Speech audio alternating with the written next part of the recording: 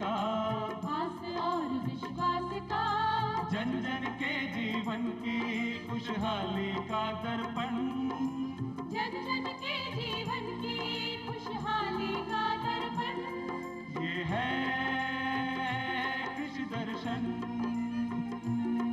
ये है कृषि दर्शन, ये है कृषि दर्शन।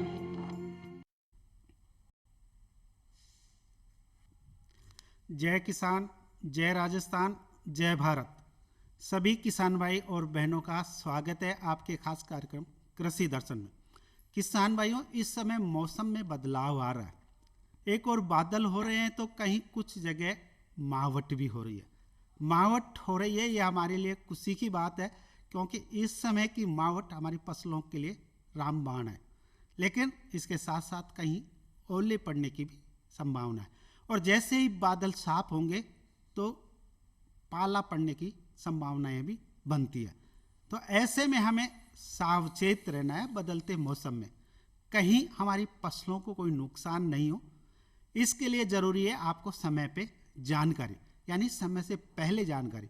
तो ये काम करता है आपका साथी कृषि दर्शन, जो हर सोमवार को यानी सप्ताह के पहले दिन आपको जानकारी दे देता है कि सप्ताह भर में आपको खेती में क्या करना है, कौन सी बातों का विशेष ध्यान रखना है। इन तमाम जानकारियां दी जाती है इस सप्ताह में किए जाने वाले कृषि कार्यों में। इसके साथ ही आपकी समस्याओं का तत्काल समाधान करता है फोन इन कार्यक्रम के द्वारा। किसान भाइयों, सप्ताह भर में खेती में क्या करें, कौन सी बातों का विशेष ध्यान रखें, ये तमाम जानकारियां लेंगे विशेषज्ञ से इस सप्ताह में किए जाने वाले कृषि कार्यों में। किसान भाइयों, सप्ताह भर की खेती बाड़ी की जानकारी आज देने के लिए हमारे साथ विशेषज्ञ है डॉक्टर ताराचंद बौचौलिया। आप सहायक निदेशक कृषि विस्तार के पद पे कृषि आयुक्तालय में कार्यरत है। किसान भाइयों, सप्ताह भर में खेती में क्या करें, कौन सी बातों का विशेष ध्यान रखें, ये तमाम जानकारियां लेंगे इस कार्यक्रम के दौरान। लेकिन कार्यक्रम के दौरान ही आपकी समस्याओं का तत्काल समाधान करेंगे फोन इन कार्यक्रम के द्वारा। बस आपको डायल करने हमारे फ़ोन नंबर, इसके लिए नोट कीजिए हमारे फ़ोन नंबर। हमारे फ़ोन नंबर है 27049999। दूसरे फ़ोन नंबर और है 27040998, यानी 2704-999। किसान भाइयों, जयपुर का STD कोड 0141 जरूर लगाइए। फोन लाइन आपके लिए शुरू हो गई है। आपकी समस्या का तत्काल समाधान पाइए कार्यक्रम के दौरान। आपके फोन आए, जब तक जान ले ताराचंद जी से कि इस सप्ताह किसान भाई क्या विशेष कृषि कार्य करें। ताराचंद जी। किसान भाइयों राम राम। अभी जैसे मावट की भी संभावना है, मावट कई जगह हो भी रही है और पाला पड़ने की भी संभावना है। तो इस सप्ताह में जैसे कृषि कार्यों की अपन बात करें तो एक तो पाले से बचाव के हमारे को उपाय करने चाहिए, साथ में हमारे को सिंचाई प्रबंधन करना चाहिए, उर्वरक प्रबंधन प्रॉपर तरीके से करना चाहिए। तो पाले से बचाव के उपाय के रूप में जैसे जो केस क्रॉप है, हाई वैल्यू क्रॉप है, और जो पौधशाला है, नर्सरी है, वहाँ पे हम उसको टाट से और ढक्के और घास फूस से ढक्के और उनका बचाव कर सकते हैं। जी ताराचंद जी, जैसे ही अभी मौसम बादल हो रहे हैं, बरसात हो रही है, तो मौसम साफ होते ही क्या ओस भी गिरेगी, उस समय पाला पड़ने की संभावनाएं बढ़ जाती है। तो आप कह रहे हो छोटे पौधों को ढक के रखें। हाँ, छोटे पौधों को ढक के रखें, और साथ में जैसे जो फसलें हैं हमारी, सरसों है, जौ है, गेहूं है, उनमें पाले से बचाने के लिए जो व्यापारिक गंधक आता है उसका 0.1% का घोल बना के, 0.1% का मतलब हो गया 1 ml 1 लीटर में घोल बना के, और उसका छिड़काव करें। और ये छिड़काव यदि हम 15 दिन पे हम रिपीट कर सकते हैं। ताराचंद जी, कैसे करें, क्या करें, जरूर जानेंगे, लेकिन पहले किसान भाई का लेंगे phone. Hello hello. Hello, Ram Ram साहब। राम राम जी, कौन बोल रहे हैं? मैं ओम प्रकाश किशोर बोल रहा हूँ से। जी स्वागत है, पूछिए क्या सवाल है आपका ओम प्रकाश जी। चना चना के अंदर फूल, चना के अंदर फूल आना शुरू हो गया है। फूल आ रहे हैं? हाँ जी। और क्या समस्या है? समस्या ये है सर भी कौन सी खाद डालूं उसमें? जी जी जी, चने में ताराचंद जी क्या इस समय खड़ी फसल में खाद देखो, चना एक प्रकार से जो लेग्यूमिनस क्रॉप है, इसमें जो नत्रजन वगैरह और खड़ी फसल में देने की आवश्यकता नहीं होती है। इसमें शुरू में बेसल डोज में अपन नत्रजन देते हैं, तो खाद वगैरह आपको ज़्यादा देने की ज़रूरत नहीं है। सिर्फ आपको इसका जो कीट और व्याधियाँ हैं उनका प्रबंधन करना है। अच्छा, आप कई बार ये कहते हो कि फूल आने से पहले चने में ऊपर से उसकी जो है वो जो है काट देना चाहिए, तोड़ देना चाहिए, जिससे कि जो उसकी टहनियाँ ज़्यादा से ज़्यादा आए, फलियाँ ज़्यादा से ज़्यादा लगे। तो आप क्या कहना चाहेंगे किसान भाई? ये बिल्कुल अच्छी प्रैक्टिस है, और इसमें क्या है कि जो पौधे की लंबाई नहीं बढ़ के फिर उसमें टहनियों की संख्या बढ़ती है, और जितनी टहनियों की संख्या बढ़ेगी उतनी ही फलियाँ ज़्यादा लगेगी, और जितनी उसमें फलियाँ या घेगरी ज़्यादा लगेगी उतना ही हमारा उपज बढ़ेगी।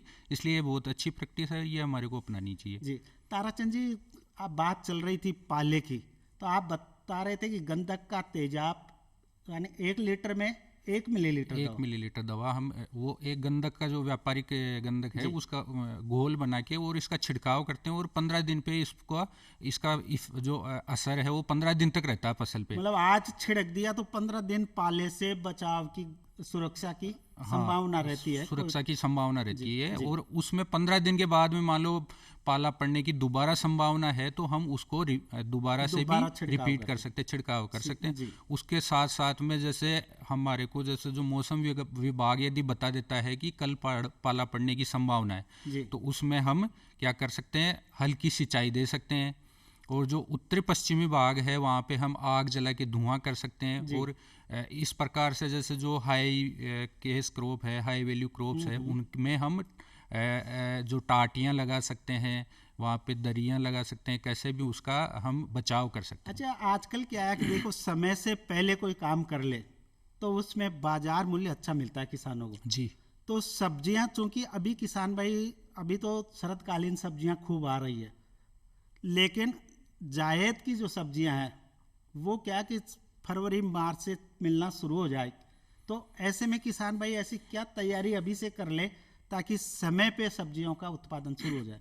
देखो, जायद की जो सब्जियां हैं उनको अभी से लगाने का एक तरीका है कि या तो लो टनल में लगाएं, तो वो थोड़ी सी ज़्यादा महंगी और कॉस्टली तकनीकी है। उसके अलावा जैसे किसान भाई उनकी नर्सरी तैयार कर सकते हैं, छोटे छोटे जो पोट हैं उनमें लगा के, और उनके जब थोड़े से बड़े पौधे हो जाएंगे तो उनको ट्रांसप्लांट कर सकते हैं, जिससे कि और कब करेंगे, जब थोड़ा सा तापमान बढ़ जाएगा, तो उनको जल्दी से हमारे को ऑफ सीजन की एक फसलें, ये सब्जियां मिल जाएगी। आपका कहने का मतलब या तो प्रो ट्रे में पौध कर ले, कद्दू की, वो ट्रे में कर सकते हैं, कद्दू, लौकी हो गई, या थैलियों में कर या ले, थैलियों में कर सकते हैं, लेकिन ढक के रख के उसको। हाँ, उसमें हमारे को पूरा प्रोटेक्टेड रखना है उसको, ये एक प्रकार से पाले वगैरह से, और उसमें तापमान को मेंटेन रखते हुए, और जो कीट है उनसे भी उसको बचा के। जी, ताराचंद जी किसान भाई फोन लाइन पे हैं, सुनते हैं किसान भाई का फोन। Hello hello hello. हाँ जी, जी नमस्कार जी, कौन बोल रहे हैं? मनसो जिले से बोल रहा हूँ। जी पूछिए, क्या सवाल है आपका? लहसुन के अपने पत्ते वत्ते। जी, मध्य प्रदेश लहसुन के पत्ते झुलस रहे हैं। हाँ, सूख रहे हो। जी, कई बार क्या है कि ताराचंद जी, लहसुन में क्या छोटे छोटे रस चूसने वाले माहू चेपा लग जाता है। इसमें जो ये थ्रिप्स है, छोटे कीड़े होते हैं, उसकी काफ़ी ये बीमारी लहसुन में रहती है, तो इससे पत्ते सूखने भी लग जाते हैं, और वो जो हरा जो पोर्शन होता है पत्ती का, उसको वो खाने लगते हैं। जी, तो इससे बचाव के लिए जैसे डाइमिथोएट है या मेलाथियान है, इन दवाइयों का 1 मिलीलीटर प्रति लीटर के हिसाब से घोल बना के हम छिड़काव कर सकते हैं किसान भाइयों। इससे ये ठीक हो जाएगा। और मान लो एक बार हमने किया, उसके बाद भी इसका कंट्रोल नियंत्रण नहीं हो रहा है, तो हम 15 दिन के बाद में इसको रिपीट भी कर सकते हैं। जी, दोबारा छिड़काव कर सकते हैं। हाँ, दोबारा छिड़काव कर सकते हैं। जी, अच्छा, आप कई बार कहते हो कि एक रसायन छिड़क दिया तो दोबारा दूसरा रसायन छिड़काओ, जिससे कि प्रभावी रहे। हाँ, क्या कहाँ दूसरा तक सही है? दूसरा जो रसायन छिड़कने का ऐसे है कि एक ही जो रसायन छिड़का उसके प्रति एक प्रकार से जैसे उस इंसेक्ट में जो कीट है उसमें एक रेजिस्टेंस डेवलप हो जाता है, अच्छा, रेजिस्टेंस मतलब बन जाती है। असर कम करता है हाँ, वो उसका असर कम करता है। तो दोबारा यदि हम उस रसायन को, उसी प्रकार का रसायन है उसको थोड़ा सा बदल के दूसरा रसायन ले रहे हैं, जी तो उससे जो रेजिस्टेंस बनने वाली जो परंपरा है उस वो कम हो जाती है। जी जी। ताराचंद जी, बात आप रसायनों की करते हो, कीटनाशकों की करते हो, हम तो चाहते हैं कि कीड़े लगे नहीं, और ऐसे घरेलू तरीके, ऐसे जो किसान के खेत पे हो, किसान के घर पे वो बना सके, जैसे नीम आधारित ऐसे कीटनाशक, तो ऐसे कौन कौन से कीटनाशक है जो जैविक तरीके के हो और किसान खुद बना के अपनी फसल को, अपनी सब्जियों को बचा सके? देखो किसान भाई, ये सबसे बढ़िया तरीका है। उसमें जो उपयोग कर रहा है उसको भी नुकसान नहीं है, और जो ये है इन्वायरमेंट को भी नुकसान नहीं है। उसके पैसे भी कम लग रहे हैं, लेकिन उसमें थोड़ी सी मेहनत हमारे को करनी होती है। तो ये नीम आधारित है। जैसे नीम की निम्बोली का सत है वो ले लेंगे काम में। जो आपका लहसुन है, लहसुन का जो अर्क है वो उसमें मिला लेंगे, और गोमूत्र 10% उसमें मिला के, और इस प्रकार से जैसे घोल बना के और उस पर छिड़काव यदि करते हैं तो ये भी कई सारी जो रस चूसक कीड़े हैं, कई सारी बीमारियां हैं, उनसे हमारे को हमारी जो फसलें हैं उनको बचाता है। जी, ताराचंद जी किसान भाई फोन लाइन पे हैं, सुनते हैं। हेलो। हेलो, नमस्कार जी। नमस्कार जी। जी बताइए किसान भाई, कौन बोल रहे हैं, कहाँ से बोल रहे हैं, क्या सवाल है आपका? जी क्या बताइए, क्या नाम है, क्या सवाल है आपका? शंकर लाल नाम है। गेहूं में सकड़ी पत्ती की खरपतवार बिल्कुल, सकड़ी पत्ती की खरपतवार गेहूं में गुल्ली डंडा बोलते हैं ना। जी जी जी बिल्कुल, हमारे वैज्ञानिक इसको बहुत, तो क्या करना चाहिए इसके लिए? क्या आइसोप्रोट्यूरोन का प्रयोग कर सकते हैं? आइसोप्रोट्यूरोन का कर सकते हैं, लेकिन अभी जैसे जो गेहूं की इस टाइम अभी ये पे बताओ। आप आइसोप्रोट्यूरोन हेलो। हाँ, देखो, जब पहला पानी अभी जस्ट लगा ही होगा, तो ऐसी अवस्था में गुल्ली डंडा के लिए क्या आइसोप्रोट्यूरोन का प्रयोग किया जा सकता है? ये पोस्ट इमरजेंस है, लेकिन जैसे यदि ज़्यादा फसल बड़ी हो गई है तो मैं ये सजेस्ट करूंगा कि मैन्युअली उसका निराकरण करें, ठीक। और ये इस पे नहीं जाए। जी, शंकरलाल जी कह रहे हैं कि बुआई के 30-35 दिन तक तो आइसोप्रोट्यूरोन का प्रयोग कर सकते हैं, लेकिन उसके बाद में भी अगर वो गुल्ली डंडा है तो आप हाथ से उखाड़ के अपने पशुओं को चारा खिला सकते हैं। हाँ जी, हाँ जी। अच्छा, तो ताराचंद जी, इस समय क्या कुछ किसान भाई बीज उत्पादन भी ले रहे हैं, रबी का, गेहूं का, चने का, सरसों का, वो क्या करें, वो जरूर जानेंगे, क्या सावधानी रखें, लेकिन पहले लेंगे अपन किसान भाई का फोन। हेलो। हेलो। हाँ सर जी। नमस्कार जी, कौन बोल रहे हैं? मैं सर बोल रहा हूँ। हाँ, क्या सवाल है आपका किसान भाई? आप अपने ऐसी जगह आइए या टीवी की आवाज़ धीरे करके सवाल पूछिए। आपका सवाल हमारे तक स्पष्ट नहीं पहुंच पा रहा, क्या सवाल है? क्या हैं? हाँ, खेतों में पानी, हाँ, जो कौन सी फसल में, गेहूं की फसल में कौन सा खाद प्रयोग करें इस समय किसान भाई? गेहूं की फसल में देखो, जो फास्फोरस और पोटास है ये तो शुरू में बेसल डोज में देते हैं, लेकिन जो नत्रजन की आधी मात्रा है ये खड़ी फसल में देते हैं। उसमें किसान भाई पहली सिंचाई के समय पे 50 किलो प्रति हेक्टेयर यूरिया के हिसाब से दे सकते हैं। यदि दूसरी सिंचाई है तो उसमें फिर से 50 किलो प्रति हेक्टेयर में वो यूरिया जो कि नत्रजन का सोर्स है उसका उपयोग कर सकते हैं। जी जी। अच्छा, आप कहते हो कि यूरिया को 2-3 भागों में देना चाहिए, ऐसा क्यों? देखो, ये यूरिया क्या है कि एक प्रकार का पानी में घुलनशील होके और इसका ज़मीन में नीचे की तरफ ज़्यादा गहराई में चला जाता है और जो पौधों को उपलब्ध नहीं हो पाता। इसलिए यदि हम एक बार में ही पूरा यूरिया डाल देंगे तो वो पौधा थोड़ा बहुत तो लेगा, बाकी का उसमें नीचे चला जाएगा, पौधे के भी काम में नहीं आएगा, वो इन्वायरमेंट को भी नुकसान पहुंचाएगा। जी। लेकिन यदि हम उसको 2 या 3 में जैसे रिकमेंड करते हैं, 3 अलग अलग डोजेज में देते हैं, तो पौधे को पूरा लंबे समय तक उपलब्ध भी होता रहेगा, उसमें उत्पादन भी बढ़ेगा और एक प्रकार से उसका नुकसान जी बचत भी होगी। बचत भी जी। होगी। हेलो। हाँ जी, नमस्कार जी, कौन बोल रहे हैं? जी, क्या क्या सवाल है किसान भाई? तो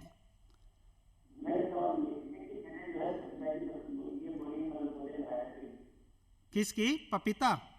हाँ, कितने समय के पौधे हो गए?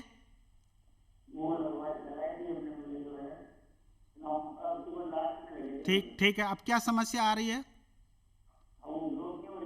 अब इस अक्टूबर में पपीता लगाई है। इसी अक्टूबर में हाँ, आपने तो पपीता लगाई है, तो सर्दी देखो में आपने पहले तो जो थोड़ा सा समय गलत चूज कर लिया, या तो इसकी बारिश के मौसम में शुरू होते ही हम पपीता का पौधरोपण करें, या फिर फरवरी में करें, ताकि तापमान थोड़ा सा बढ़े तो उस टाइम ग्रोथ हो जाएगी मतलब इनको। फरवरी आते ही वृद्धि हो हाँ, जाएगी। अभी सर्दी हाँ, में अभी वृद्धि ये कहाँ? थोड़ा सा बचा के जी, रखें इसको, बिल्कुल। सर्दी से बचा के रखें, फिर अब जैसे ही फरवरी आएगी तो इनमें वृद्धि शुरू हो जाएगी। जी जी, तो मदन लाल जी, ये ध्यान रखना आप, चिंता की बात नहीं है। अभी सर्दी में, क्योंकि अक्टूबर में लगाया तो हाँ, सर्दी सर्दी में में इनकी वृद्धि ग्रोथ कम होती होगी। नहीं है। जी, ताराचंद जी, चूंकि बात चल रही है उर्वरक प्रबंधन की, हमारे बहुत सारे किसान भाई ऐसे हैं कि जो कृषि विभाग की जो आपके अनुदान की सुविधाएं हैं, उनको वो लेना चाहते हैं।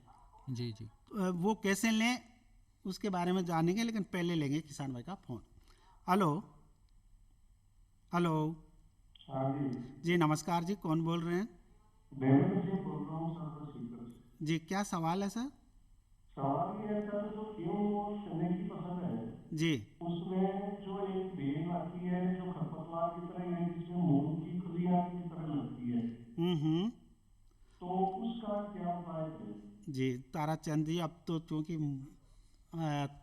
चने में ऐसी खरपतवार है तो हाथ से उखाड़ के नष्ट कर हाँ, नहीं। इसको आपको मैनुअली उखाड़ना पड़ेगा, क्योंकि उसमें जो वीडीसाइड और खरपतवारनाशी है वो तो शुरू में ही हम काम में ले सकते हैं। जी तो इस टाइम पे वो एक प्रकार से उसका कॉस्ट ही बढ़ाएगा, बाकी ज़्यादा उसका फायदा नहीं होगा। फायदा मिलेगा नहीं। खरपतवारनाशी या तो अंकुरण से पहले दे या बुआई से पहले हाँ, चने में प्रयोग में करने बोई की देते। सिफारिश। तो इस समय हाथ से उखाड़ के उनको नष्ट कर दे, ताकि आगे बीज फैले नहीं। बीज नहीं फैले, और आगे से यदि मान लो आपकी ज़्यादा है समस्या है, तो फिर खरपतवारनाशी का उपयोग करके आप जी, उसका बुआई मैनेज करें। करें। जी जी, ताराचंद जी, बात चल रही थी कि अभी क्या किसान भाई कृषि विभाग की जो योजनाएं हैं उनका फायदा लेना चाहता है, तो कैसे ले, कहाँ जाए, कैसे आवेदन करे? ऑनलाइन ये आवेदन कर सकते हैं ई मित्र पे जाके, और जैसे जितनी भी कृषि विभाग की जो मुख्य मुख्य योजनाएं हैं, जैसे फार्म, ये खेत तलाई है, तारबंदी है, इनके लिए वो इस पे ई मित्र पे जाके अप्लाई कर सकते हैं। जी जन आधार अपना साथ में लेके जाए, और उससे सारा उसका आवेदन हो जाएगा, और एक टोकन नंबर मिल जाएगा, उसके हिसाब से उनकी प्रायोरिटी फिक्स हो जाएगी, जी, और आगे उनका मतलब ये नंबर मित्र पे जाके आवेदन कर सकते हैं। जी जी जी। Hello hello. नमस्कार जी, कौन बोल रहे हैं? क्या सब जी, क्या सवाल है? सवाल ये है सर कि पता नहीं फूल नहीं बने, पत्ते जो है एकदम बड़े बड़े पत्ते हो गए। पत्ते कब लगाए थे? कितने टाइम हो गया लगाए? 2 महीने हो गए मालूम।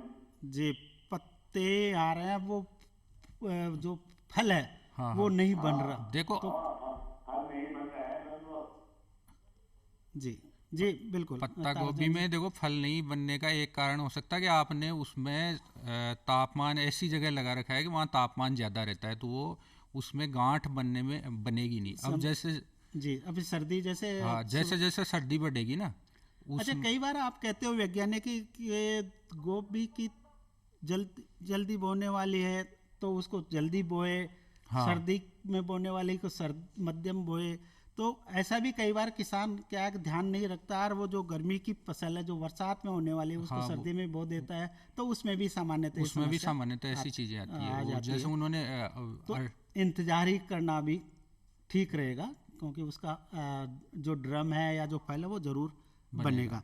तो ताराचंद जी, ये था आज किसान भाइयों की, आप ताराचंद जी बता रहे थे कि जन आधार लेके ई मित्रा पे आप आवेदन कर सकते हैं, कृषि विभाग की सुविधाएं ले सकते हैं, और आप नीम आधारित कीटनाशक ये बना के अपनी फसलों को बचा सकते हैं, ये कह रहे हैं ताराचंद जी। किसान भाइयों, ये कार्यक्रम आपका अपना कार्यक्रम है। इस कार्यक्रम में आप क्या देखना चाहते हैं, क्या जानना चाहते हैं, इसके लिए हमें ज़रूर लिखे पत्र। इसके लिए नोट करें हमारा पता है कार्यक्रम कृषि दर्शन, डीडी राजस्थान, दूरदर्शन केंद्र, जालाना डोंगरी, जयपुर। किसान भाइयों, फिर मिलेंगे इसी वादे के साथ। इजाज़त दीजिए। जय किसान, जय राजस्थान, जय भारत।